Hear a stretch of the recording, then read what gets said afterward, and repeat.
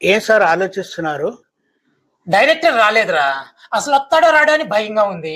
భయం ఎందుకు sir? Direct లేకపోతే నేను చేస్తాను కదా. ఏందిరా నువ్వు చేసేదే? అదే సారు డైరెక్షన్. నా డైరెక్షన్ లో మన సినిమా 100 రోజులు ఆడతానని గట్టి నమ్మకం సార్. ఎక్కువ తక్కువ మాట్లాడమంటే సంపెత్తని ఏదోనాయాల. ఒకవేళ డైరెక్టర్ రాకపోతే నా సినిమాకి నేనే డైరెక్షన్ చేసుకుంటాను. సరే కానీ ఇంకో రైల్వే స్టేషన్ కి మా బామర్ది వచ్చాడు, నువ్వు పోయి తోలుకురా పో.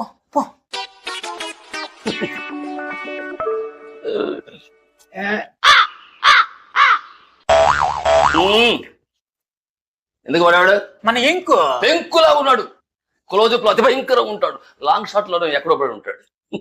ఎందుకు మన సంగతి అంటే చెప్పండి. మీకేమండి, క్లోజప్ లో బ్రహ్మాండంగా ఉంటారు డైలాగ్ లేకపోతే. మన సంగతి కదండి బాబు, ముందు కథ ఏందో చెప్పండి. ఓహో ఓకే, కథ చెప్పాలంతేగా. కెమెరా తీసుకెళ్ళి ఒక కుట్లు పెడతా. ఎందుకు? తాకట్టుకి.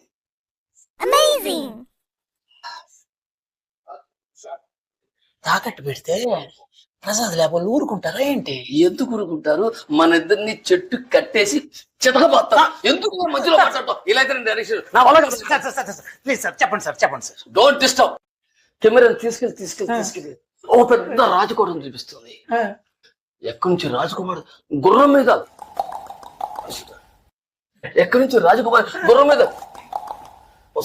అంతే ఒకరు చూసుకుంటారు, ఎగిరి కింద పడతారు.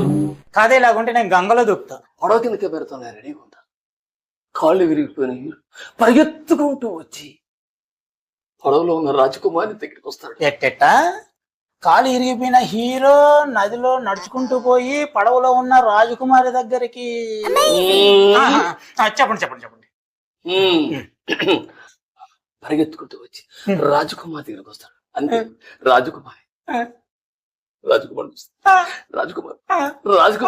ఒకరు చూసుకుంటారు. భజన సీను కట్ చేస్తే ఇంద్రలోకం, దేవేంద్రలోకం, రంభ, ఊర్వశి, మేనక, తిలోత్తమ.